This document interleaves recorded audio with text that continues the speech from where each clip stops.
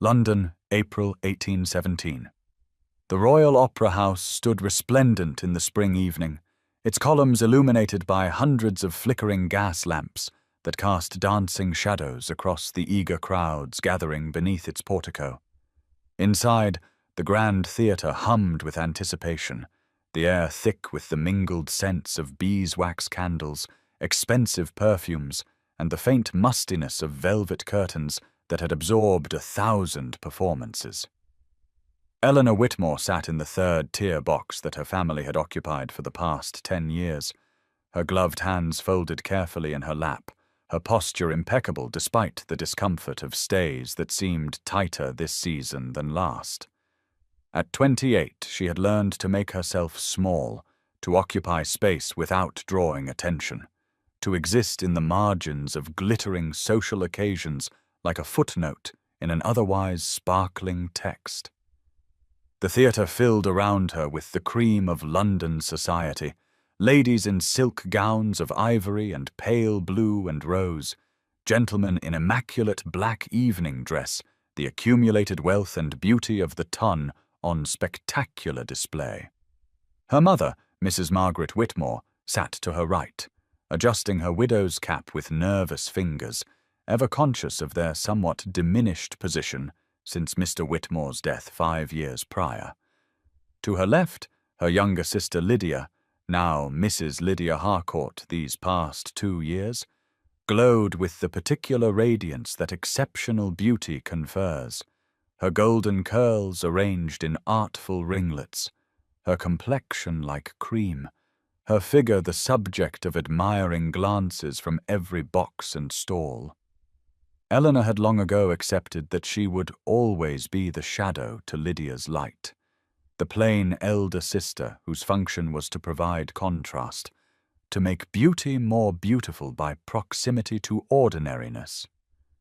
The orchestra began tuning their instruments, that discordant symphony of preparation that always made Eleanor's heart quicken despite herself, for if society found her lacking in every grace that mattered, music had always offered her refuge, a private kingdom where she needed no beauty or youth or marriageable charm to find belonging. She knew every opera in the season's repertoire, had studied the scores, understood the structure and genius of the compositions in ways that her more socially successful peers never troubled themselves to do. Tonight's performance was Mozart, The Marriage of Figaro, and Eleanor felt the familiar tingle of anticipation as the house lights began to dim, as conversations dropped to whispers, as the conductor raised his baton. For the next 3 hours, she could forget that she was a spinster, an embarrassment, a cautionary tale mothers used to frighten their daughters into accepting proposals before time ran out. For 3 hours, she could simply be. The first act concluded with a cascade of applause that rippled through the theatre like a wave, and Eleanor rose with the rest of her family as the house lights brightened, illuminating faces flushed with pleasure and the animated chatter that always accompanied intermission. Her mother suggested they take some air in the corridor, perhaps procure some refreshment, and Eleanor followed dutifully, knowing that these intervals were less about comfort than about being seen, about the careful navigation of social waters in which she had learned to move with the invisibility of someone who expected nothing, and was therefore rarely disappointed. The corridor outside the boxes teemed with London's finest, gentlemen in their black evening dress gathered in clusters discussing politics and horses, ladies in their pastel silks whispering behind fans, the whole glittering machinery of society on full display. Eleanor stood slightly behind her mother and sister, her usual position, her eyes tracing the ornate plasterwork of the ceiling rather than seeking engagement with the crowd. It was then that she heard the voice, loud and carrying, edged with the particular cruelty that some men mistake for wit. Viscount Pembroke stood not 10 feet away, his back partially turned, addressing a small group of fellow gentlemen with the confidence of someone who had never questioned his right to pronounce judgment on others. The Whitmore ladies, he was saying, such a study in contrasts, the younger a diamond of the first water, and the elder, well, remarkably plain, past any hope of matrimony, I should think, 28 if she is a day, and without a single feature to recommend her. His companions laughed, that easy, masculine laughter that costs nothing and wounds everything, and Eleanor felt the words land in her chest like stones dropped into still water, the ripples spreading outward, disturbing the careful calm she had cultivated over years of similar assessments. She did not move, did not flinch, had learned long ago that reaction only invited further comment, but she felt her mother's hand suddenly on her arm, the pressure both comforting and confirming, for Mrs. Whitmore had heard it too. The pity in her mother's eyes was almost worse than the Viscount's words, that sorrowful acknowledgment that what he said was not untrue, merely unkind in its public utterance. Lydia, blessedly, had been engaged in conversation with an acquaintance and seemed not to have noticed, but Eleanor felt the familiar burning behind her eyes that signaled tears she could not shed in this public place. She murmured something about needing a moment, extracted herself from her mother's gentle grip, and moved with careful dignity toward the ladies' retiring room, her spine straight, her pace measured, giving no indication that she had just heard her worst fears about herself, confirmed by a man whose opinion society valued simply because he possessed a title and an adequate fortune. The corridor seemed endless, the chattering crowds a gauntlet she must pass through, while maintaining the composure that was perhaps her only remaining claim to respectability, and she concentrated on breathing, on placing one foot before the other, on reaching sanctuary before the facade crumbled entirely. And now's the time to stop and subscribe to our channel. Every subscriber brings us closer to 1,000, which helps us keep these stories alive and coming your way. If you enjoyed this video, don't forget to like it and drop a comment telling us where you're watching from. It's always amazing to see how far these tales travel across the world. Now let's continue.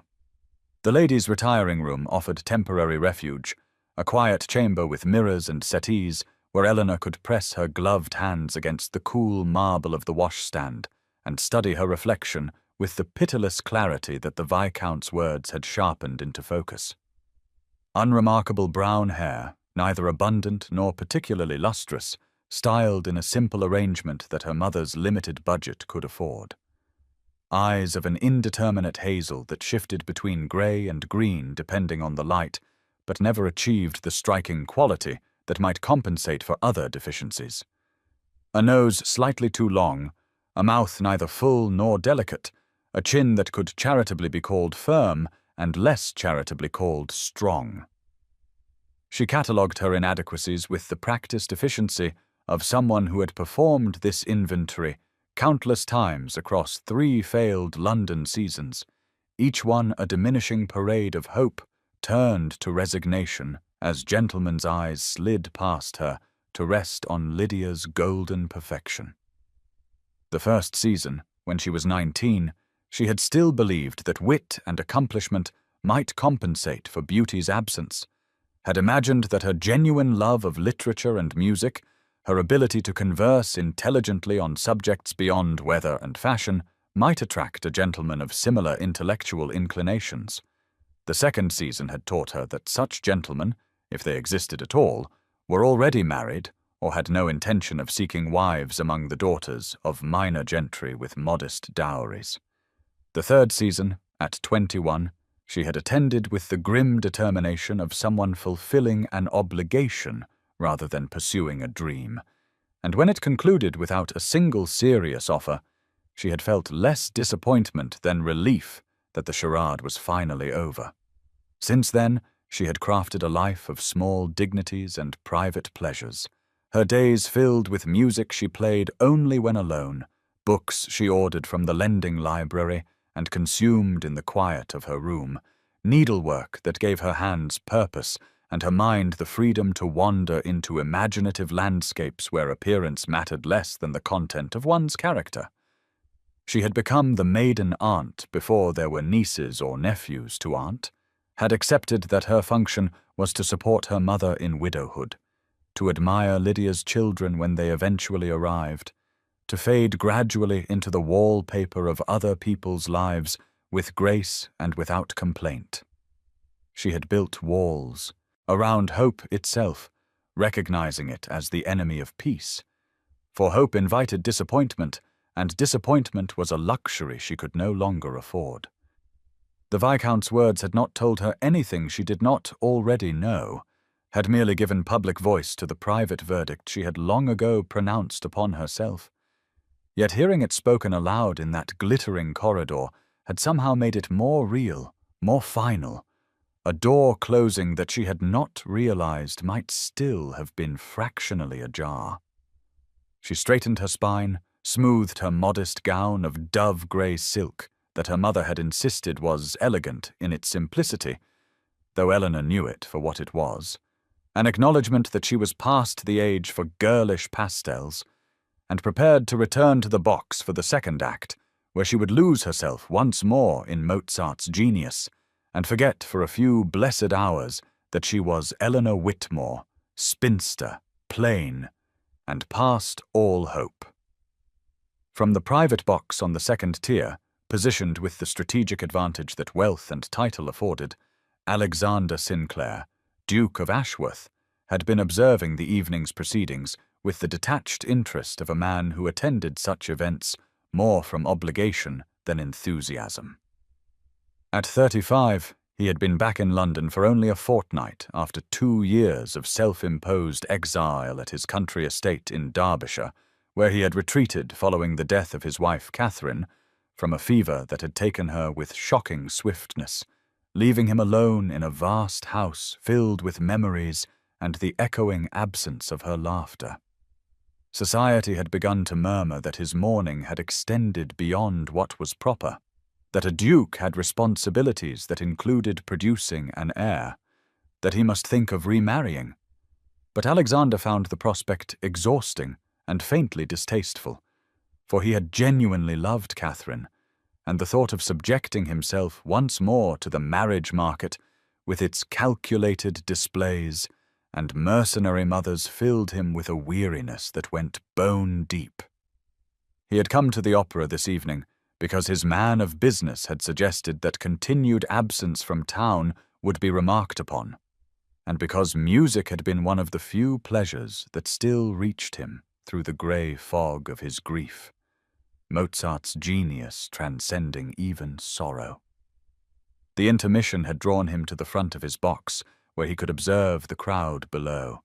that glittering mass of humanity engaged in the ancient rituals of display and assessment, and it was then that he had witnessed the scene in the corridor. His position afforded him both visual and auditory access, and he had heard the Viscount Pembroke's pronouncement with perfect clarity, had seen the words strike the young woman in grey like a physical blow, though she gave no outward sign beyond a slight stiffening of her shoulders. What arrested Alexander's attention was not the cruelty itself, for he had long ago concluded that Pembroke was a fool whose title exceeded his character by a considerable margin, but rather the woman's response to it, or more precisely, her lack of response. She did not weep, did not flee, did not even alter her expression beyond a brief flicker that might have been pain, or might have been something deeper,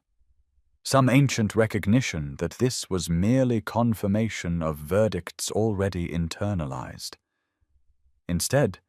she had moved with extraordinary dignity toward the retiring rooms, her carriage erect, her pace measured, and Alexander had found himself leaning forward slightly, studying her profile as she passed beneath his box, noting the intelligence in her eyes, the fineness of her bone structure that had nothing to do with conventional prettiness and everything to do with character written in the architecture of a face. He thought of Catherine, who had been beautiful by any measure, but whose beauty had been the least interesting thing about her,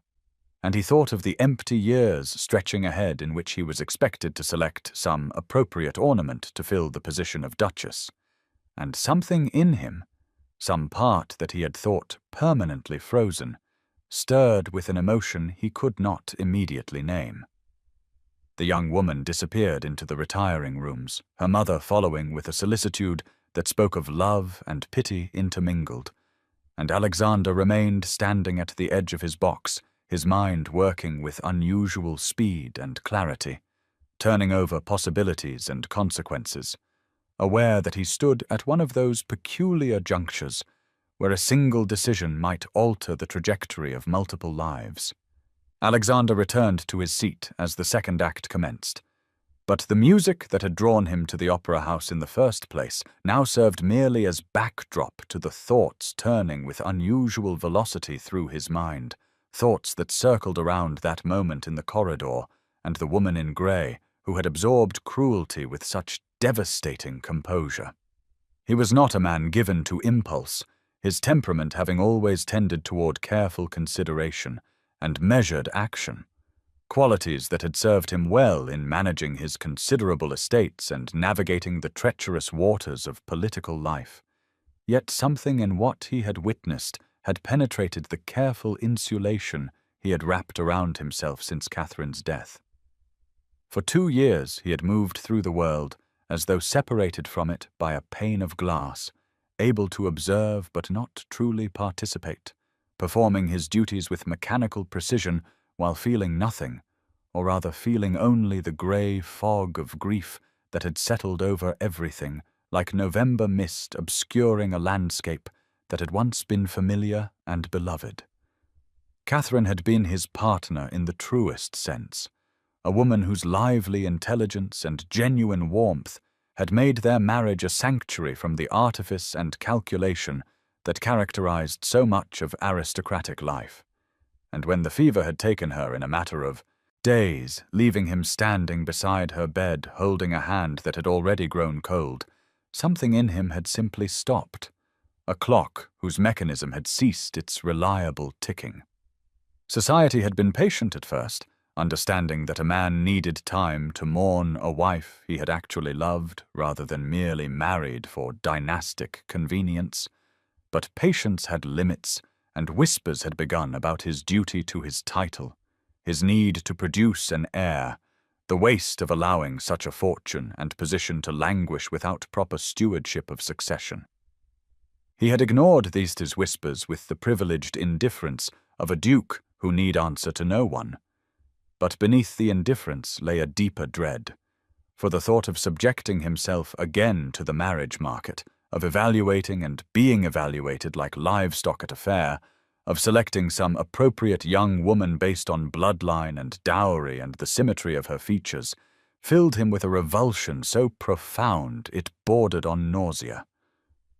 Yet watching that woman in the corridor absorb the Viscount's casual cruelty, seeing in her response not weakness but a terrible strength born of long practice at enduring dismissal, he had felt something shift, some recognition that here was a person who understood what it meant to be truly alone, even in the midst of society's glittering crowds. There was no calculation in her bearing, no performance, merely an authentic dignity that required no audience to exist, and Alexander found himself thinking that such dignity was rarer and more valuable than all the celebrated beauty in London's ballrooms. An idea had begun to form, nebulous at first, but gaining definition as he sat in his box only half attending to Mozart's genius. An idea that was part impulse and part strategy and part something he could not yet name, but that felt surprisingly like the first stirring of genuine interest he had experienced since Catherine's death. By the time the final curtain fell and the audience rose in thunderous applause, Alexander had made his decision, though he could not have fully articulated what that decision entailed, beyond a bone-deep certainty that he would see the woman in grey again, that he would discover whether the quality he had glimpsed in that brief moment of observation was as genuine as it had appeared, and that perhaps in doing so he might find his own way back to something resembling life. 3 days passed, during which Eleanor retreated into the familiar routines that structured her quiet existence, finding solace in the leather-bound volumes of poetry that lined the shelves of her father's former study, a room that had become her sanctuary since his death 5 years prior, and in the meticulous needlework that occupied her hands while leaving her mind free to wander through landscapes more forgiving than the glittering ballrooms of Mayfair. She had not spoken of the incident at the opera to anyone, though she suspected from her mother's unusually gentle manner and Lydia's careful avoidance of the subject that they, too, had heard the Viscount's pronouncement, and the knowledge that her humiliation had been witnessed by those she loved added another layer of mortification to the memory that she was trying, with limited success, to relegate to the vast internal archive of slights and dismissals she had learned over the years to simply endure. It was therefore with surprise rather than interest that she looked up from her embroidery on the third afternoon to find her mother entering the drawing-room with a most peculiar expression, something between astonishment and calculation, holding the morning's copy of the Times as though it contained intelligence of national significance rather than the usual accounts of political maneuvering and society gossip. Mother settled into her accustomed chair with an air of barely suppressed excitement that immediately put Eleanor on guard, for she had learned that her mother's enthusiasms regarding society matters rarely boded well for her own peace of mind, and indeed the words that followed confirmed her instinctive wariness. The Duke of Ashworth, her mother announced with the gravity of one reporting a military victory, had purchased the Royal Opera House in its entirety, an acquisition that had apparently required a sum so extraordinary that even the newspapers' typically restrained reporting conveyed something approaching shock, and all of London was buzzing with speculation about what could have motivated such an unprecedented transaction. Eleanor's first thought, delivered with the practical detachment she had cultivated as armor against disappointment, was that dukes did inexplicable things simply because they could, and that the financial maneuvers of the aristocracy had no relevance whatsoever to her own circumstances. Her mother continued with mounting animation, recounting the theories circulating through drawing-rooms across Mayfair, suggestions that the Duke intended to renovate the building, or establish it as some sort of monument to his late wife, or assert his position in society after his long absence, each speculation more elaborate than the last. And Eleanor listened with the patient tolerance of one who has heard countless society tales and found them all equally remote from her actual life. She returned her attention to her needlework, the familiar rhythm of needle through fabric providing a meditative anchor, and privately resolved that she would not attend the opera again this season, for the memory of that corridor and the Viscount's words had tainted what had been one of her few reliable pleasures, and she would not subject herself to the possibility of repetition. Better to remain here in this quiet room with her books and her needlework and the small dignities of an existence that required nothing from society and therefore could not be disappointed by its judgments. And if this retreat felt more like defeat than wisdom, well, she had become adept at not examining such distinctions too closely. The invitation arrived on heavy cream stationery that bore the ducal seal of Ashworth, delivered by a liveried footman whose very presence at their modest townhouse door sent the household into a state of barely controlled chaos. And Eleanor stood in the hallway watching her mother's hands tremble slightly as she broke the wax seal and unfolded the single sheet of paper whose contents would somehow, though Eleanor did not yet understand how, alter the careful equilibrium she had constructed around her disappointments. The Duke of Ashworth requested the honour of the Whitmore family's presence at the Royal Opera House as his personal guests for a performance of Don Giovanni on Friday evening,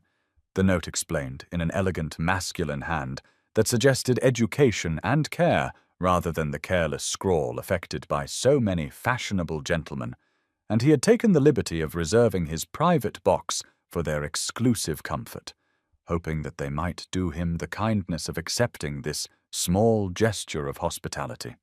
Eleanor's mother read the invitation aloud 3 times, as though repetition might reveal some hidden meaning in the courteous phrases, her voice rising with each iteration until even the usually unflappable housekeeper emerged from the kitchen to learn what occasion warranted such excitement, and when the contents had been thoroughly communicated to every member of the household staff, her mother turned to Eleanor with an expression of such triumphant hope that Eleanor felt her stomach sink with a dread she could not have fully articulated. This was pity, she told herself, some elaborate aristocratic gesture born of noblesse oblige, the Duke having perhaps witnessed or heard of the Viscount's cruelty, and decided in a moment of charitable impulse to offer compensation in the form of this invitation, and the prospect of sitting in his private box while society whispered and speculated about why the Duke of Ashworth would bother with the plain Miss Whitmore filled her with a humiliation so acute it bordered on nausea. She wanted to refuse, to plead a headache or prior commitment, to remain safely within the walls of this house where expectations had been reduced to manageable dimensions and disappointment had lost its power through sheer repetition. But her mother was already planning what they would wear, already calculating the social currency of being seen as guests of a duke, already reviving hopes that Eleanor had thought finally and mercifully buried after 3 failed seasons and 8 years of increasing invisibility.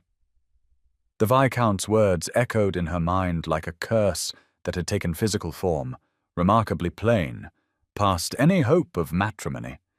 and she could not shake the conviction that accepting this invitation would somehow expose her to an even more public form of that same judgment, that whatever kindness motivated the Duke's gesture would only highlight by contrast how unworthy she was of such attention. Yet refusal was impossible, for her mother's happiness hung in the balance, and Eleanor had long ago learned that her own comfort mattered less than maintaining the fragile peace of their household. So she nodded her acceptance and retreated to her room, where she sat by the window looking out at the grey London sky and wondered how one endured kindness that felt more painful than cruelty, how one accepted gestures of regard when every instinct screamed that such regard could only be a mistake or a game whose rules she did not understand. The evening arrived with that peculiar quality of inevitability that Eleanor had come to associate with social occasions she dreaded, and she found herself standing in the grand lobby of the Royal Opera House, wearing her most presentable gown of deep bronze silk that her mother insisted brought warmth to her complexion, though Eleanor suspected it merely made her look less washed out than usual. Her hands fidgeting with her reticule as the crowd parted almost unconsciously to allow the Whitmore family passage toward the sweeping staircase that led to the private boxes, and she was acutely aware of the whispers that followed their progress, the speculative glances from matrons and debutantes alike, who were clearly wondering what possible reason the Duke of Ashworth could have for extending such an invitation to the unremarkable Miss Whitmore. The private box itself was a revelation of luxury that made Eleanor feel even more out of place. All burgundy velvet and gilded scroll-work, positioned at the perfect angle to view both stage and auditorium. And when the Duke of Ashworth rose from his seat to greet them, Eleanor experienced a jolt of recognition that he was even more imposing up close than he had appeared from a distance, tall and broad-shouldered, with dark hair silvered at the temples and eyes of such startling grey that she found herself looking away after the briefest moment of contact, certain that such eyes must see all her inadequacies laid bare. Her mother and sister were seated with careful ceremony, but it was when the Duke turned his full attention to Eleanor, offering her the seat directly beside his own, with a grave courtesy that suggested this placement was deliberate rather than accidental, that she felt the first stirring of something more complicated than simple dread, a confusion that only deepened when the performance began, and he leaned slightly toward her during the opening aria, to ask in a voice pitched for her ears alone what she thought of the soprano's interpretation of the role. The question caught her so completely off guard that she answered without the usual self-censoring caution that governed her social interactions, commenting that, while the voice was technically proficient, there was a certain coldness in the delivery that failed to capture Donna Anna's anguish, and she saw something shift in his expression, a sharpening of interest that made her heart beat faster with anxiety until he responded that he had thought precisely the same thing and had begun to wonder if he was being unreasonably critical. They spoke in whispers throughout the first act, his questions drawing from her observations about musical phrasing and dramatic choice that she had never before voiced aloud because no one had ever asked, no one had ever suggested that her opinions on such matters might be worth hearing, and she found herself forgetting to maintain the careful guard she had constructed around her thoughts, forgetting even to worry about how she must appear to the rest of the audience, who could surely see the Duke of Ashworth leaning close to the plain Miss Whitmore as though her words held genuine value.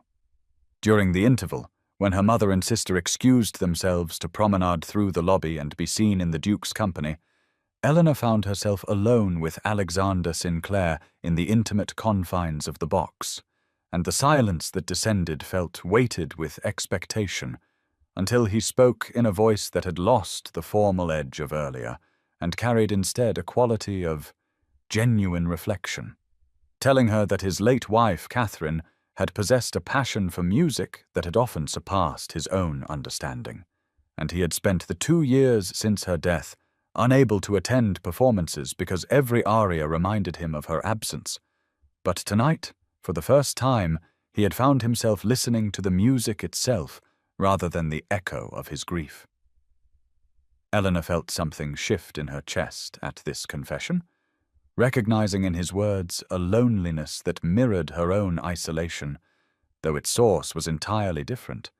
and she found herself responding with an honesty that surprised her, saying that she had always found in music a companion that asked nothing of her appearance or marriageability, that the beauty of a perfectly executed passage existed independent of the listener's worthiness to receive it. He turned to look at her, then with an intensity that made her breath catch, and she saw in his grey eyes not pity or charitable condescension, but something that looked remarkably like recognition, as though he had discovered in her someone who understood a language he had thought himself alone in speaking. They talked through the entire interval about composers living and dead, about the particular ache of Mozart's Requiem, and the mathematical precision hidden within Bach's seemingly effortless fugues, and Eleanor felt a dangerous warmth spreading through her defenses as she realized that the Duke was not simply being polite, but was genuinely engaged, challenging her observations with his own and listening to her responses as though they mattered. When her mother and sister returned, flushed with the triumph of being envied throughout the lobby, Alexander rose with formal courtesy, but his gaze remained on Eleanor as he asked if he might have permission to call upon the Whitmore family at their earliest convenience, and though the question was properly directed to her mother, Eleanor understood with a certainty that both thrilled and terrified her that the visit would be meant primarily for her. Her mother's acceptance was immediate and effusive, and as the second act began, Eleanor sat in a state of suspended disbelief, aware of the whispers that would already be circulating through the theatre, aware that Lady Pemberton in the box across the way was staring at them with unconcealed speculation, aware most of all that the Duke of Ashworth's attention had not wandered to her beautiful sister even once during the entire evening, but had remained fixed on Eleanor herself, with a focus that defied every expectation society had trained her to accept about her own invisibility.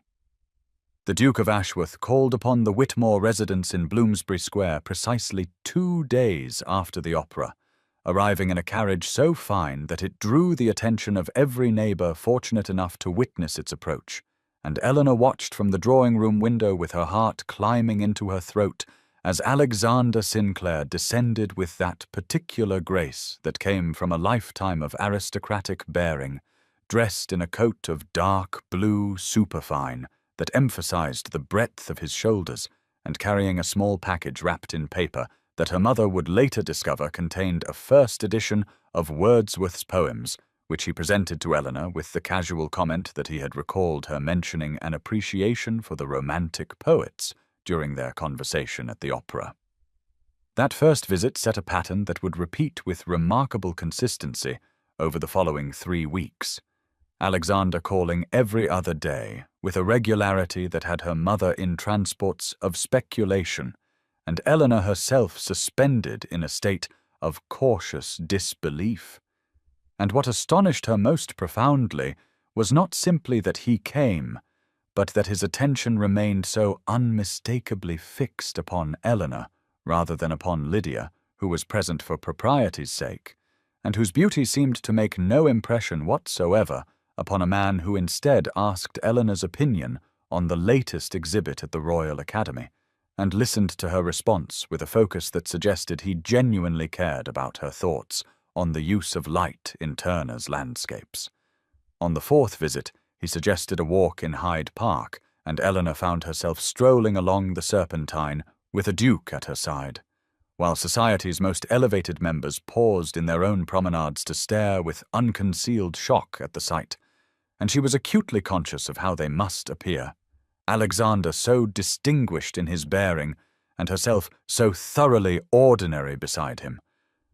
But when she ventured a self-deprecating comment about the spectacle they were creating, he turned to her with an expression of such genuine confusion that she realized he had not even noticed the attention they were attracting because he had been too engaged in their discussion of whether Beethoven's later symphonies represented an evolution or a departure from classical form.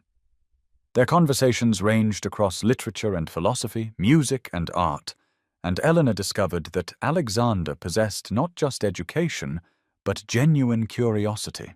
a mind that delighted in engaging with ideas rather than simply displaying knowledge. And more remarkably, he seemed to delight in her own observations with an enthusiasm that made her forget to second-guess every word before she spoke it. During their 6th walk, as autumn was beginning to paint the park in shades of amber and gold, he asked about her childhood and listened with evident interest as she described growing up in the shadow of Lydia's effortless beauty, and when she attempted to pass over the pain of those years with practiced lightness, he stopped walking entirely and said with quiet intensity that he found it remarkable how society could be so collectively blind to substance in its obsession with surface. And the way he looked at her when he said, it made Eleanor's carefully constructed walls tremble in their foundations. The fragile hope that had been growing in Eleanor's heart over the past weeks shattered with the precision of crystal striking marble floor when she attended Lady Harrington's ball on the 15th of October and encountered Viscount Pembroke near the refreshment tables, his voice carrying with that particular projection that suggested he intended to be overheard as he remarked to his companion Lord Whitley that the spectacle of the Duke of Ashworth's recent attentions to Miss Whitmore had provided endless entertainment to those with the wit to perceive it, wondering aloud what charitable impulse, or perhaps what private wager could possibly explain a man of Ashworth's standing, devoting such concentrated effort to the cultivation of a woman so thoroughly unremarkable in every particular. Eleanor felt the blood drain from her face as she stood frozen behind a pillar of autumn flowers, her hand trembling so violently that the glass of lemonade she held threatened to spill, and she heard Pembroke continue with casual cruelty that perhaps the Duke required a companion for intellectual discourse and had wisely chosen a plain blue stocking who would be so grateful for his notice that she would never presume to expect actual romantic feeling. A sensible arrangement, really, when one considered that Ashworth surely had no intention of actually marrying the woman, but was merely passing time in an unconventional manner until a suitable duchess presented herself. The words landed with the force of physical blows, and what made them so devastating was not their novelty, but rather how perfectly they articulated the fears that had plagued Eleanor's own thoughts during every sleepless night since Alexander's attentions had begun. The terrible suspicion that this could not possibly be real, that she was participating in some elaborate drama whose true purpose remained hidden from her. She managed to set down the glass and retreat to the ladies' retiring room before anyone could witness the tears that threatened, and she sat in the small antechamber staring at her reflection in the gilt mirror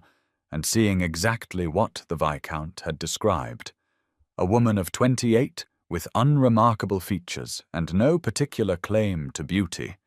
the sort of woman who should be grateful for any attention at all, and certainly had no right to expect the genuine regard of a duke. When her mother found her 20 minutes later and insisted they return to the ballroom because Alexander had arrived and was asking for her, Eleanor felt something inside herself, closing like a door pulled shut against winter wind. And though she returned and smiled and accepted Alexander's request for a dance, she felt herself retreating behind the protective walls she had so foolishly allowed to crumble, responding to his warm conversation with polite but distant courtesy that she could see confused and perhaps hurt him. During their waltz, as his hand rested with perfect propriety at her waist and his grey eyes searched her face with obvious concern, she could not bring herself to meet his gaze directly, because if she did, she feared she would break entirely. And when he asked quietly if something was wrong, she assured him with practiced lightness that she was merely fatigued, watching something shift in his expression that looked remarkably like disappointment, before he nodded and did not press further, leaving Eleanor to wonder with sick certainty whether she had just seen the beginning of his withdrawal, the inevitable conclusion of whatever game or charitable project she had unknowingly been participating in all along. Alexander Sinclair noticed Eleanor's withdrawal with the precision of a man who had learned to read the subtle language of grief and disappointment in the 2 years since his wife's death. And when he arrived at Lady Harrington's ball the following evening, and observed Viscount Pembroke holding court near the card-room with that particular expression of smug satisfaction that suggested recent mischief, he understood with sudden clarity exactly what had occurred to cause Eleanor's retreat. He had spent the previous night unable to sleep, replaying their waltz and the way she had refused to meet his eyes, the careful politeness that had replaced the growing warmth between them, and he had felt something he had not experienced since his youth, a fierce protective anger at the thought of someone wounding a person he had come to care for deeply. The Duke of Ashworth was not a man given to public displays or social confrontation. His grief had made him even more private than his natural temperament dictated, but as he watched Pembroke gesture expansively while his companions laughed at some witticism, Alexander felt a cold determination settle in his chest like ice forming on a winter pond. He crossed the ballroom with deliberate purpose, his tall frame cutting through the crowd with an authority that made people step aside instinctively, and the conversations around him began to falter as society's most perceptive observers recognized that something significant was about to occur. He stopped directly before Pembroke's circle with such commanding presence that the Viscount's laughter died mid-sound, and Alexander said in a voice that carried with perfect aristocratic clarity to every corner of that section of the ballroom that he wished to address a matter of some importance regarding the proper conduct expected of gentlemen. Pembroke's face shifted from surprise to wariness as Alexander continued with devastating courtesy that he had observed a troubling trend among certain members of the ton, specifically the tendency of those with little substance to compensate for their own inadequacies by diminishing others, a practice he found not merely distasteful, but indicative of profound weakness of character. He noted that he had recently had occasion to witness Viscount Pembroke engage in such behavior, repeatedly offering uninvited commentary on a lady of impeccable character and considerable depth, and he wished to clarify for all present that such commentary reflected entirely on the poverty of the Viscount's own judgment rather than on the lady in question. The silence in the ballroom had become absolute, every fan stilled and every conversation abandoned as London's elite recognized they were witnessing something extraordinary. A duke publicly cutting down a viscount with words as precise as surgical instruments. Alexander continued that he found it remarkable how often those who possessed only superficial charm mistook it for actual worth, and how those incapable of appreciating intelligence or character inevitably dismissed what they lacked the depth to comprehend. And he suggested that Pembroke might benefit from reflecting on why a man of true discernment would naturally be drawn to qualities of substance rather than mere surface decoration, though he doubted the Viscount possessed sufficient self-awareness for such reflection to bear fruit. Eleanor spent the 3 days following Alexander's public defense of her honor in a state of profound internal turmoil that left her unable to eat properly or sleep for more than a few restless hours each night, because while all of London buzzed with talk of how the Duke of Ashworth had cut down Viscount Pembroke with such devastating precision that the man had left Lady Harrington's ball in humiliated retreat, Eleanor found herself unable to simply accept this grand gesture as proof of Alexander's genuine regard.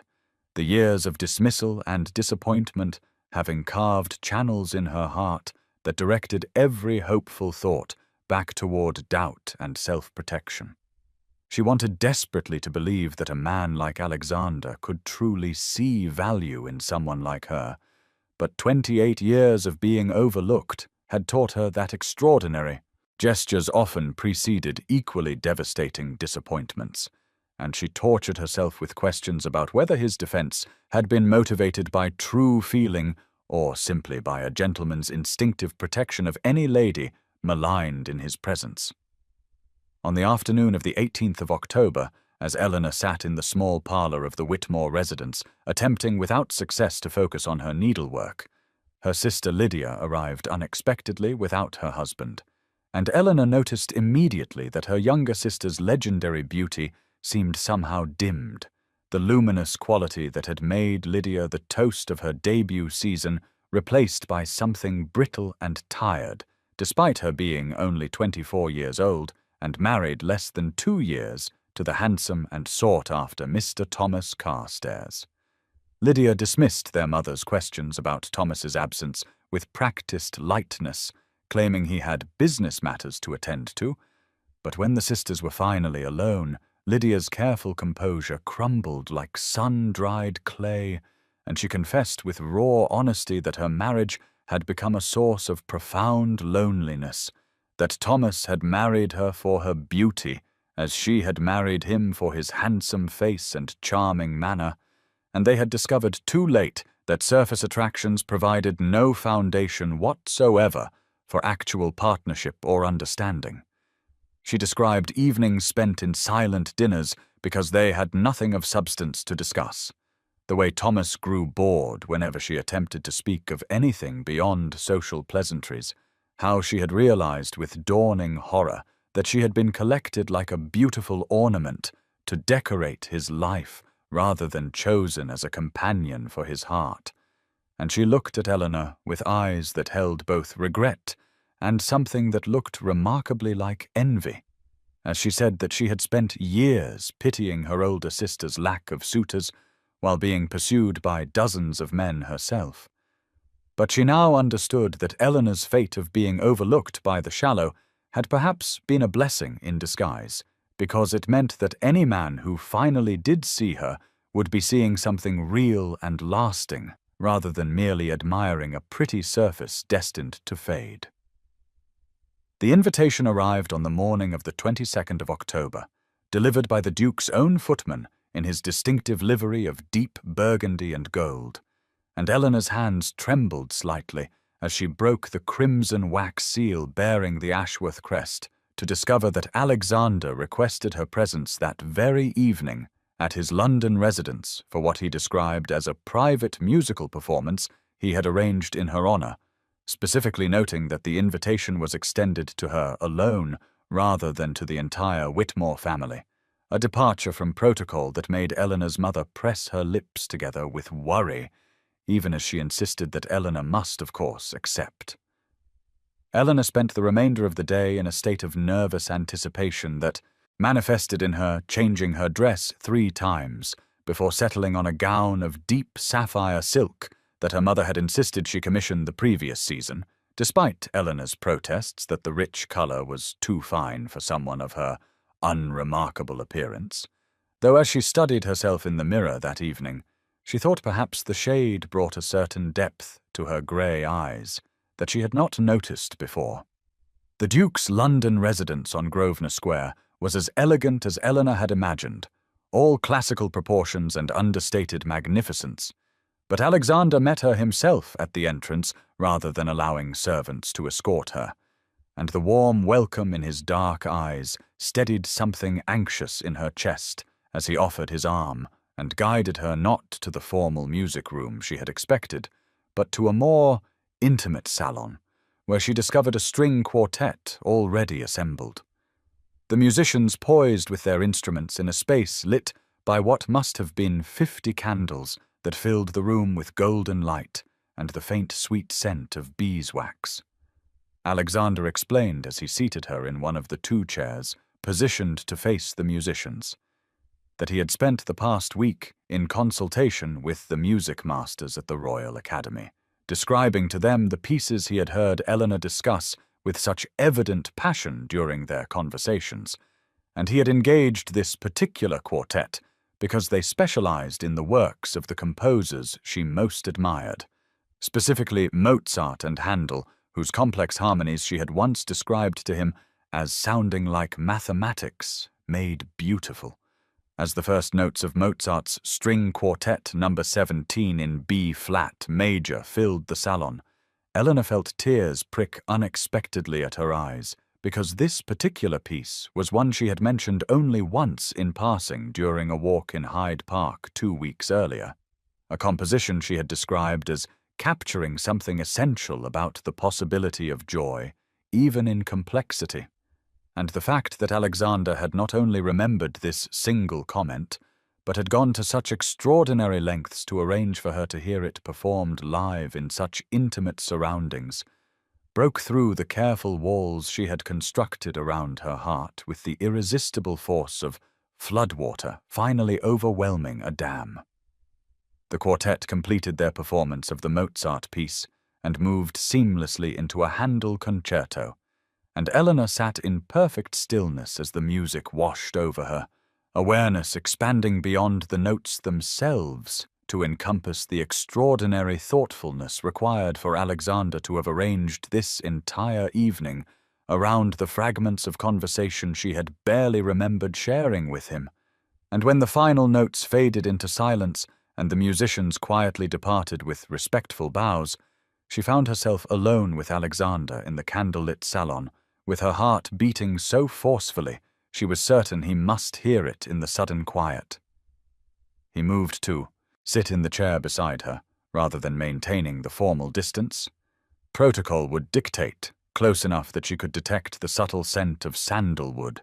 and something else uniquely him. And for a long moment, neither spoke, as the weight of unspoken feeling filled the space between them like a presence of its own substance and texture. Eleanor knew she stood at a precipice, that she could retreat back into the safe resignation that had protected her for so many years, or she could step forward into the terrifying vulnerability of honest expression,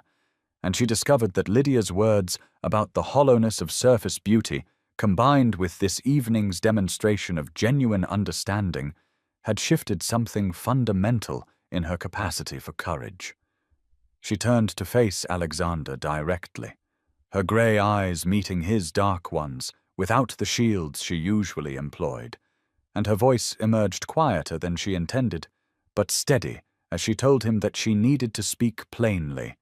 even if such directness violated every rule of proper feminine conduct, because she could not continue this dance of courtship without understanding his true intentions and motivations. She confessed with painful honesty that every kindness he showed her, every attention he paid, existed in her mind against the constant backdrop of Viscount Pembroke's assessment of her as plain and unmarriageable that she had spent 28 years learning the precise limitations of her appeal and value in society's eyes, and while she wanted desperately to believe his interest was genuine, she could not silence the voice that whispered she must be some sort of project or charitable endeavor, a woman he pitied rather than desired, an object of his benevolence rather than his affection. The words, once released, seemed to hang in the air between them, and Eleanor braced herself for the polite reassurances, or worse, the confirmation of her fears. But Alexander's expression transformed into something raw and unguarded as he leaned forward and took her hands in his with a gentleness that contradicted the intensity burning in his eyes. He told her in a voice roughened by emotion that he would speak with equal honesty, even if such vulnerability was not the habit of dukes or men trained to maintain aristocratic reserve. And he confessed that after his wife's death, 2 years earlier, he had believed himself permanently sealed away from genuine feeling, going through the motions of his responsibilities while experiencing nothing but a grey emptiness where his heart had once resided. He explained that watching her at the opera that first evening, seeing her absorb the Viscount's cruelty with such quiet dignity, and then turn back to the performance with undiminished attention to the music, had cracked something open in the frozen landscape of his grief. And in the weeks since he had found himself thinking not of duty or obligation, but of the particular way her eyes lit when she spoke of something that moved her, the intelligence and depth of feeling he saw in her, that society dismissed because it could not be captured in the crude measurements of conventional beauty. He told her that she had awakened him to the possibility of genuine connection again, and if she could not yet see her own extraordinary value, then he would simply have to continue demonstrating it until she believed what he already knew with complete certainty, that she was precisely the woman he wanted, not despite her differences from society's shallow ideals, but because of the substance and grace that made her unlike anyone he had ever known. The moment stretched between them, charged with possibility, and Eleanor saw in his eyes an intention that made her breath catch as he leaned closer, his hand rising to touch her face with a tenderness that made her eyelids flutter closed in anticipation. But the sharp sound of the salon door opening shattered the intimacy as Alexander's butler appeared with profuse apologies about an urgent matter requiring the Duke's immediate attention. And though Alexander dismissed the interruption with barely concealed frustration, the spell was broken, and Eleanor found herself returned home an hour later with her emotions in beautiful chaos and her certainty about his feelings finally, preciously secured. But the following morning brought complications that Eleanor had not anticipated, beginning with her mother's appearance in her bedroom before breakfast with an expression of maternal anxiety that Eleanor had learned to recognize as the precursor to difficult conversations. And Mrs. Whitmore settled herself on the edge of Eleanor's bed to express concerns that had apparently kept her wakeful through much of the night about whether the Duke was perhaps merely amusing himself with Eleanor's company, whether a man of his position would truly contemplate a permanent attachment to a woman who brought neither great beauty nor significant fortune to such an alliance, and whether Eleanor was perhaps allowing hope to blind her to the likelihood of eventual heartbreak. The words, though spoken with loving concern, reopened wounds that Alexander's declarations had begun to heal, and Eleanor's attempts to convey the depth and sincerity of what had passed between them the previous evening met with her mother's skeptical observation that men of rank often believed their own sentiments in the moment without such feelings necessarily leading to honorable proposals. The conversation left Eleanor shaken and uncertain despite her desire to trust in what she had seen in Alexander's eyes, and her disquiet only increased when she accompanied her mother and Lydia to Lady Pemberton's drawing-room that afternoon for tea, and found herself the subject of speculation among the assembled society matrons, whose observations, delivered in voices pitched to seem confidential, but carefully calibrated to reach Eleanor's ears, suggested that the Duke's attentions were widely viewed as an eccentric whim that would inevitably pass once he returned to his senses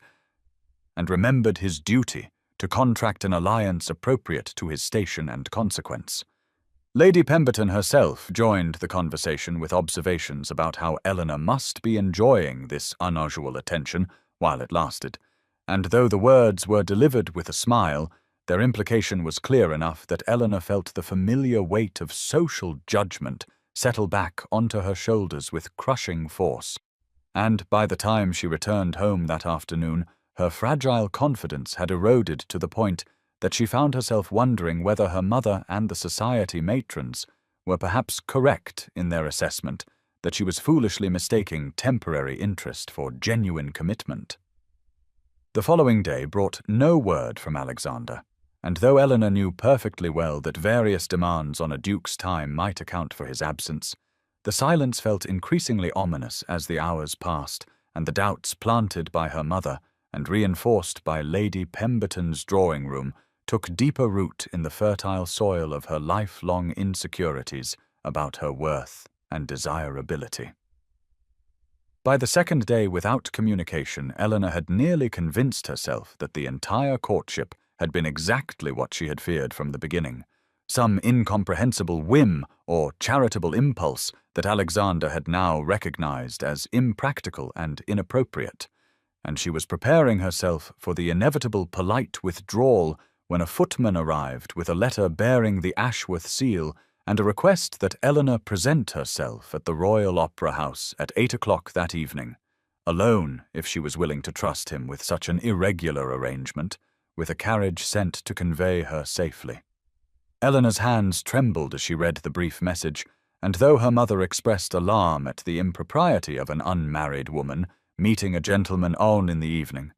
something in the careful phrasing of Alexander's request convinced Eleanor that whatever he intended to communicate required privacy and the specific setting of the opera house itself, and she found herself agreeing despite every rule of proper conduct suggesting she should decline. The Duke's carriage arrived precisely at the appointed hour, and Eleanor made the journey through the London streets with her heart alternating between hope and dread, uncertain whether she was travelling toward a declaration or a gentle dismissal. And when she arrived at the opera house, she found it dark and apparently empty, except for a single attendant who escorted her through the silent corridors to the private box where she had first sat as Alexander's guest all those weeks ago.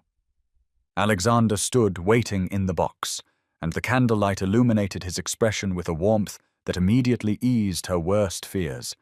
and he took her hands in his and told her that he had something to show her, something he hoped would answer the doubts he suspected she harbored about the sincerity of his feelings and intentions.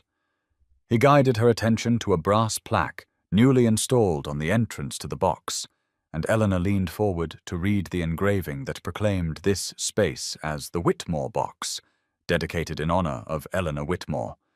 And when she turned to him in confusion, he explained that he wanted her to understand why he had purchased the Royal Opera House, a decision that had mystified London society and prompted endless speculation about his motivations and mental state. Alexander explained that when he witnessed the Viscount's cruelty toward her that evening weeks ago, watching her absorb those cutting words with such dignity before returning her attention to the music she loved, something had shifted in him that he had not fully understood until much later, and in the days that followed, he found himself unable to forget the image of her quiet grace in the face of such thoughtless malice. He told her that he had purchased the Royal Opera House not as an investment or a whim, but because he could not bear the thought that she might forever associate a place of such beauty with the memory of being diminished and dismissed, and if he possessed the means to transform that association, then he considered it not an extravagance, but a necessity, a way of ensuring that when she attended the opera in future, she would enter not as someone merely tolerated by society, but as someone honored in the very architecture of the building itself. Eleanor felt tears gathering as she looked again at the plaque bearing her name, understanding now the magnitude of what he had done, and the depth of feeling that had motivated such an extraordinary gesture. And when she turned back to him, her vision was blurred, but her heart was more certain than it had ever been. Alexander took both her hands in his and drew her closer, and in the intimate candlelight of the box where their story had truly begun, he told her that he had brought her here tonight because he had a question to ask her, one that required a setting equal to its importance, and he wanted her to hear his proposal in a place that now belonged to her as much as it belonged to him. He said that in the months of their acquaintance, she had given him something he thought he had lost forever when his wife died. Not a replacement for what he had loved before, but something new and equally precious. A connection built not on the superficial attractions that society prized, but on genuine recognition and understanding and shared passion for the things that gave life meaning beyond mere appearance or status. He told her that when he looked at her, he saw intelligence and sensitivity and a capacity for deep feeling that most people spent their entire lives never developing, and he considered himself not her benefactor or patron, but rather the grateful recipient of her attention and regard,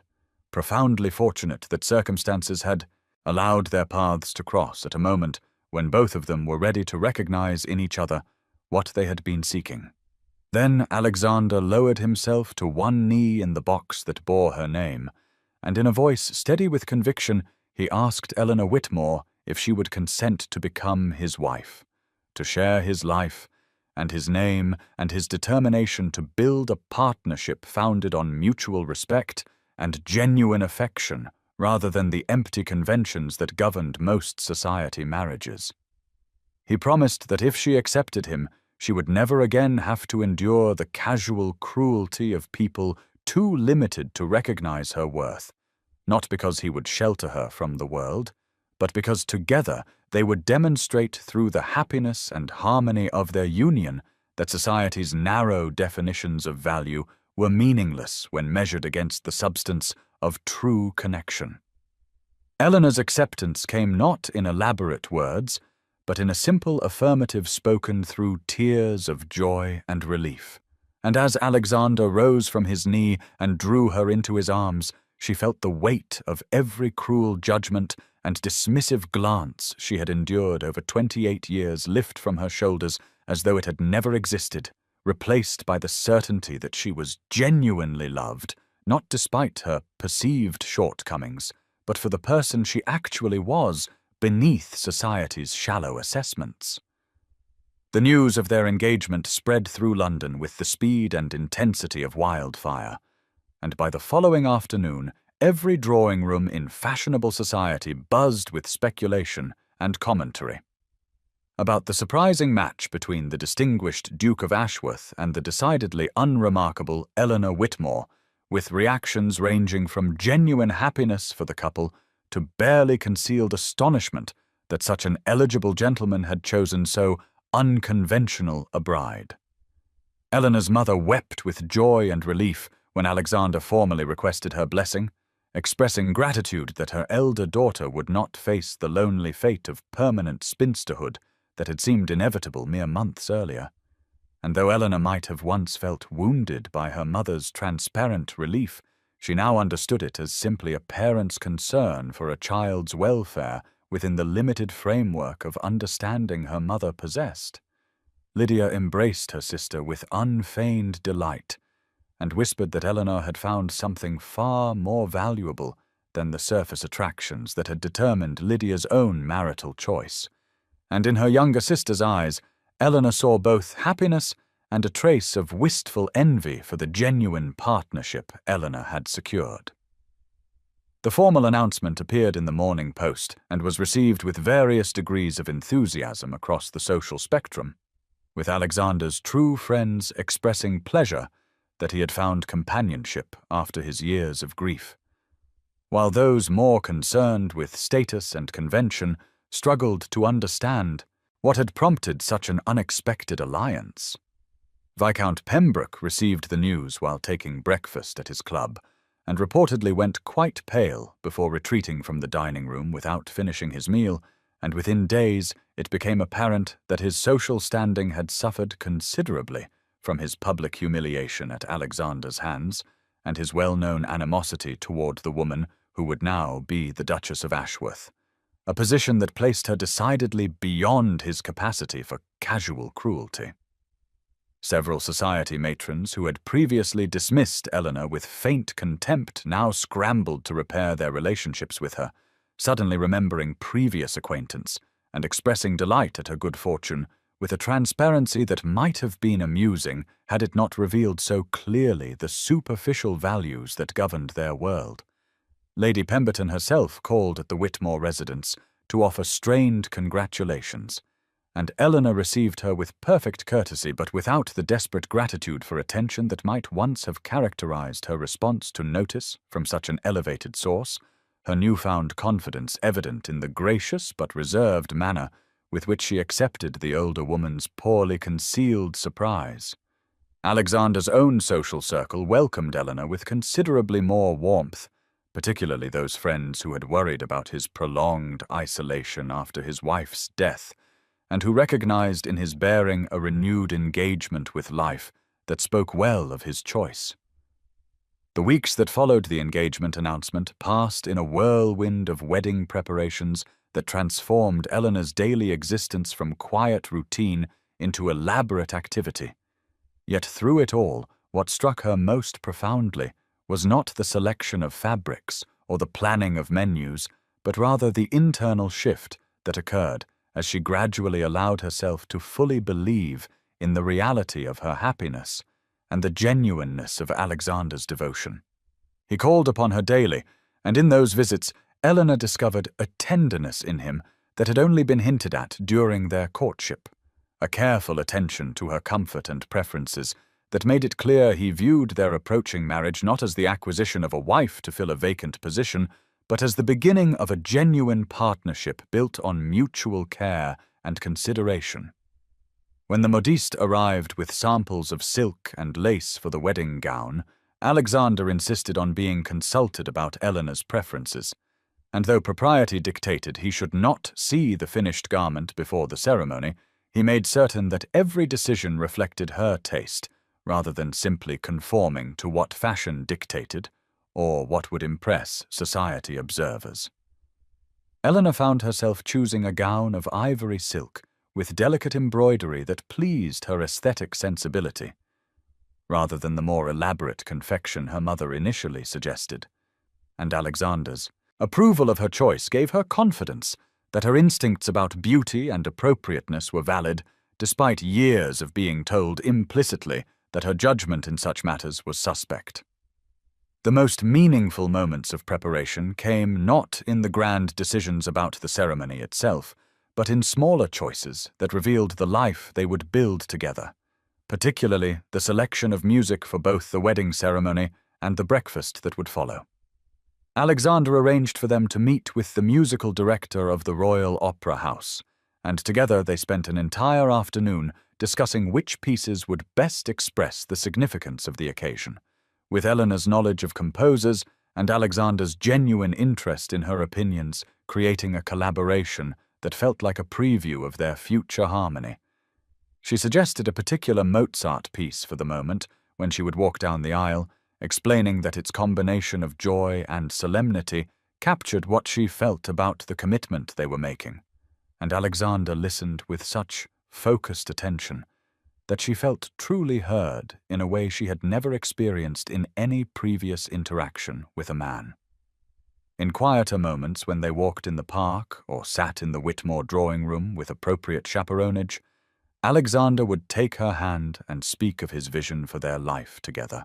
describing not grand social ambitions, but simple domestic happiness, evenings spent in conversation and music, the possibility of children who would be raised to value character over appearance and substance over status. The morning of Eleanor's wedding dawned with crystalline clarity, sunlight streaming through her bedroom window as if heaven itself had conspired to illuminate this day that had once seemed an impossible dream, and as her maid helped her into the ivory silk gown with its delicate embroidery, she caught sight of her reflection in the mirror and saw not the plain spinster society had dismissed, but a woman who was genuinely loved and who had learned at last to recognize her own worth, independent of others' judgments. The bodice fit perfectly, the silk cool and smooth against her skin, and the lace veil that had belonged to her grandmother seemed to catch the morning light and transform it into something luminous and sacred, while the small bouquet of white roses and jasmine that Alexander had specifically requested filled the room with a fragrance that would forever after be associated in her mind with this moment of transformation. Her mother wept as she fastened the pearl necklace that had been in the family for 3 generations, and even Lydia, who had always been the acknowledged beauty of the family, looked at Eleanor with something approaching awe as she whispered that she had never seen anyone look so radiant. And Eleanor understood that what showed in her face was not physical perfection, but rather the illumination that comes from being truly seen and cherished by another person. The carriage ride to St. George's in Hanover Square passed in a blur of emotion and sensory impression. The streets of London crowded with ordinary people going about their morning business, while Eleanor travelled toward the most extraordinary moment of her life. And when the church came into view with its imposing columns and the crowd of fashionable society gathered on its steps, she felt a momentary return of her old anxiety that this was somehow a mistake or an elaborate dream from which she would soon awaken. But then she saw Alexander standing at the altar in his formal attire, and the expression on his face as she began her slow walk down the aisle, accompanied by the Mozart piece they had selected together, dissolved any remaining doubt, for no one could look at another person with such transparent love and devotion unless the feeling was absolutely genuine and deeply rooted. The church was filled with flowers and the scent of beeswax candles, and the afternoon light streaming through the stained glass windows painted the marble floors with pools of colored radiance that seemed to bless each step Eleanor took toward her future, while the assembled guests who represented the pinnacle of London society watched a union that defied their conventional understanding of appropriate matches and forced them to witness the triumph of character over superficial attraction. When Eleanor reached the altar and Alexander took her hand, his fingers trembled slightly with emotion, and as the ceremony proceeded with its ancient words and solemn vows, she felt the weight of every limitation that had been placed upon her throughout her life fall away completely, replaced by the profound recognition that she was entering into a partnership built on mutual respect and genuine affection rather than social convenience or physical attraction. The wedding breakfast held at Ashworth House was an affair of such elegance and warmth that even the most critical members of society found themselves charmed by the genuine happiness that radiated from both bride and groom, and as Eleanor moved through the reception rooms, greeting guests with Alexander always at her side, she felt the mantle of her new position settling upon her shoulders, not as a burden, but as a natural extension of who she had always been, beneath the layers of self-doubt that society had imposed upon her. The Duke's London residence was a masterpiece of Georgian architecture, with soaring ceilings and windows that flooded the rooms with afternoon light,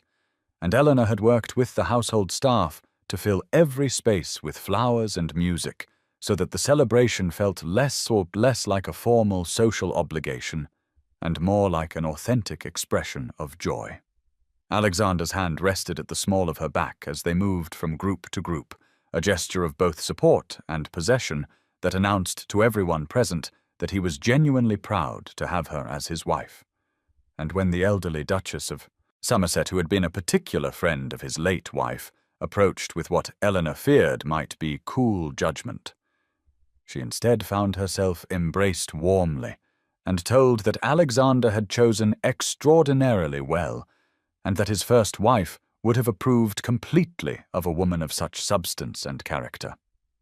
The meal itself was a triumph of culinary art, accompanied by the musical selections Eleanor had so carefully chosen. And when Alexander rose to offer a toast to his bride, his words were not the conventional pleasantries expected at such occasions, but rather a heartfelt tribute to Eleanor's intelligence, kindness, and the profound impact she had already made upon his life in the months since their first meeting at the opera.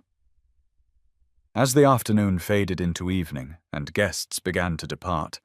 Eleanor felt the first flutter of nervousness about the wedding night that awaited them, for despite their emotional intimacy and the genuine love that existed between them, she remained inexperienced in physical matters and uncertain about what would be expected of her. Alexander seemed to sense her anxiety, and when they finally retired to the private apartments that had been prepared for them, he took her hands and spoke with such gentleness about his desire to ensure her comfort and happiness that her fear transformed into anticipation. The bedroom was softly lit with candles, and the curtains had been left partially open so that moonlight streamed across the carpet. And as Alexander helped her remove the pins from her hair with careful fingers, she felt a tenderness in his touch that spoke of patience and genuine care for her well-being rather than mere physical desire. Their coming together was a gradual unfolding of intimacy that honored both Eleanor's inexperience and the emotional connection they had built over months of conversation and courtship. And when Alexander whispered against her skin that she was beautiful in every way that truly mattered, she finally believed him completely and allowed herself to experience the full depth of physical and emotional union without reservation or doubt.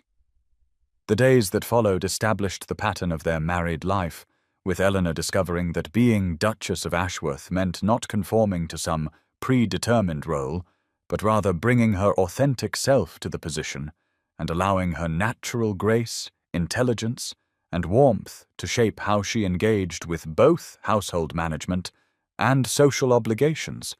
while Alexander proved himself to be not a distant, aristocratic husband, but a genuine partner who sought her opinion on matters of estate business and political concern. 6 months into their marriage, Eleanor had transformed Ashworth House from a place of quiet mourning into a residence that hummed with culture and warmth, and the change was most evident in the music salon she had established every Thursday evening, where the finest musicians and most thoughtful members of society gathered not for empty social display but for genuine appreciation of art and intelligent conversation. Alexander would often position himself near the doorway during these evenings, simply to watch Eleanor move through the assembled guests with a confidence that seemed to radiate from somewhere deep within her, the way she listened with complete attention when the violinist explained his interpretation of a particular passage, or how she gently drew out a shy young composer who had been invited to share his work, and he marveled at how thoroughly she had grown into her role as Duchess, while never losing the essential qualities of character that had first drawn his attention. The household staff adored her because she treated them with genuine respect and took time to learn their individual concerns, the housekeeper, Mrs. Davies, having confided to Alexander that in all her 30 years of service she had never known a mistress who combined such natural authority with such warmth and consideration for those beneath her in station. On a particular Thursday in late November, as the first snow of the season fell softly past the windows, and the salon filled with the sound of a string quartet performing, Haydn, Eleanor caught Alexander's eye across the room and smiled with such unguarded happiness that he felt his heart constrict with gratitude for the impulse that had led him to truly see her that night at the opera, when everyone else had looked past her toward more conventional beauties. After the guests had departed and the musicians had been thanked and compensated generously, Alexander found Eleanor in the music room standing by the pianoforte, with her hand resting lightly on the polished wood, and when he approached and wrapped his arms around her from behind, she leaned back against him with a contentment that needed no words to express its depth. They had established a ritual of ending these evenings together in comfortable silence, sometimes discussing a particular performance or guest, but more often simply existing in the peaceful intimacy of shared space. And on this night, Eleanor turned in his arms and informed him, with a mixture of joy and nervousness, that she believed she was carrying their child. Alexander's response was immediate and tender, his hands moving to cradle her face as he kissed her, with a reverence that acknowledged the profound significance of this news. And then he led her to the settee where they sat together, planning and dreaming about the future, while the fire burned low and the snow continued its quiet descent outside. Eleanor admitted that she had worried whether she would be able to conceive given her age and the years of believing herself destined for spinsterhood, but Alexander reminded her that she had already defied every limitation society had tried to impose, and that this was simply one more beautiful surprise in a marriage built on genuine love rather than conventional expectations. The weeks that followed brought a deepening of their already strong bond as Alexander proved himself to be not just attentive, but genuinely fascinated by every aspect of Eleanor's pregnancy, reading medical texts to understand what she was experiencing and ensuring that she had everything necessary for her comfort, while never treating her as fragile or incapable of continuing the activities that brought her joy. A full year after that painful evening when she had overheard Viscount Pembroke declare her plain and unmarriageable, Eleanor returned to the Royal Opera House on Alexander's arm, her pregnancy now visible beneath the exquisite sapphire silk gown he had commissioned for her. And as they entered the grand foyer, she felt none of the old anxiety that had once accompanied her visits to this place, but rather a quiet confidence born of genuine love and the knowledge that she had built a life of substance and meaning beyond anything she had dared imagine during those lonely years of resignation. The opera house itself seemed transformed by her changed perspective, the gilt and crystal no longer symbols of a glittering world from which she was excluded, but simply beautiful architectural details to be appreciated. And when the crowd parted to allow the Duke and Duchess of Ashworth passage to their private box, Eleanor noted with detached interest how many of the same people who had once looked through her now offered respectful greetings and genuine smiles of admiration. Alexander's hand rested protectively at her back as they climbed the stairs, and she felt the child move within her as if responding to the music that was already beginning to drift from the orchestra pit,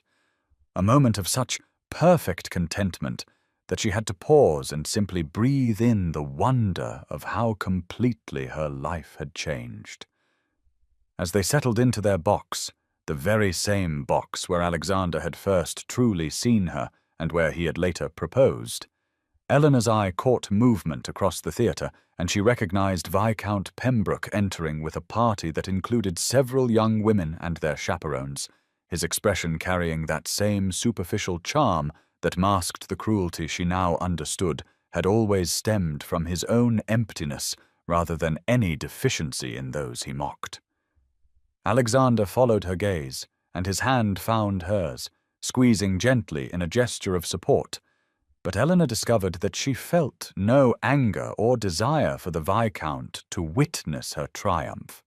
only a mild pity for a man so limited in his understanding of what truly mattered that he had built his entire identity on the shifting sands of conventional beauty and social posturing. The lights dimmed and the performance began, a sublime rendering of Mozart that Eleanor had been anticipating for weeks, and as the music filled the space, she felt Alexander's thumb trace gentle circles on her palm, while his other hand moved to rest lightly on the curve of her belly where their child grew.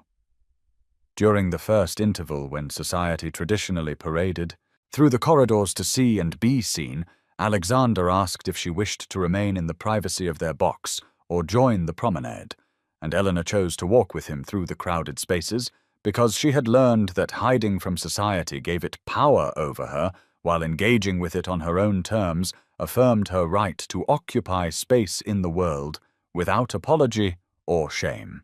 The Duchess of Somerset stopped them to inquire warmly about Eleanor's health, and to insist that she must call once the child was born, and Lady Harrington, who had been one of the most vocal skeptics of the match, admitted that the Thursday music salons at Ashworth House had become the highlight of her week, and that Eleanor had brought genuine culture back to a society too often focused on empty spectacle. They passed within a few feet of Viscount Pembroke, who appeared to be holding forth to a captive audience about some trivial matter, and Eleanor felt his eyes upon her for a brief moment before Alexander smoothly guided her past without acknowledgement, the cut delivered not through confrontation, but through the simple demonstration that the Viscount's opinions held no power over their happiness and warranted no attention whatsoever. 5 years after that transformative evening when Viscount Pembroke's cruelty had inadvertently set in motion a chain of events that would reshape her entire existence, Eleanor stood in the private box at the Royal Opera House, with her hand resting on the shoulder of her eldest daughter, Catherine, who at 4 years old already showed signs of her mother's thoughtful nature and love of music, while her son William, just 2, dozed contentedly in Alexander's arms as the final notes of a Beethoven symphony filled the gilded space with transcendent beauty. Eleanor had made it a tradition to bring the children to carefully selected performances, wanting them to grow up understanding that places of culture belonged to them not by virtue of their title or appearance, but because beauty and art were birthrights available to all who approached with open hearts and minds. As she watched Catherine's small face absorbed in concentration, Eleanor reflected on how completely her understanding of her own worth had been transformed not by Alexander's love alone, though that had been the catalyst, but by the gradual recognition that the limitations she had accepted for were so long as were never truths about her value, but merely reflections of a society too shallow to perceive substance beneath surface. Alexander caught her eye over their son's sleeping form and smiled with the intimate warmth of a man who had found in marriage not just contentment, but daily discovery, and Eleanor felt the familiar swell of gratitude for the courage she had found to accept love when it arrived in a form she had not anticipated, and from a direction she had not been watching. The opera house itself stood as a monument to the truth that grand gestures mattered less than the consistent, small choices to see and value another person, for while society still spoke of the Duke who had purchased a theatre for the woman he loved, Eleanor knew the real gift had been his willingness to look past convention and recognize her worth when she had almost stopped recognizing it herself. As the audience began to applaud, and Catherine clapped her small hands together with enthusiastic, if not quite rhythmic joy, Eleanor thought about all the women who even now sat in various corners of this theatre, believing themselves invisible or dismissed or past the possibility of transformation, and she wished she could speak directly to each of them to say that the stories society tells about who deserves love and happiness and recognition are lies built on foundations of arbitrary standards that shift with fashion and serve no purpose but to maintain hierarchies that benefit only the shallow and cruel. Your worth is not diminished by time or circumstance or the failure of others to perceive it, Eleanor would tell them, and it is never too late for life to surprise you with beauty and love if you can maintain the courage to remain open to possibility even after disappointment has taught you to expect nothing. Alexander shifted William to his other arm and reached for Eleanor's hand, and as they prepared to leave the box and return to the home they had built together, a home filled with music and laughter and the daily practices of genuine partnership, Eleanor sent a silent blessing toward her younger self, who had sat in these seats, feeling invisible and hopeless, grateful beyond measure that she had maintained enough dignity and openness to recognize love when it finally saw her clearly.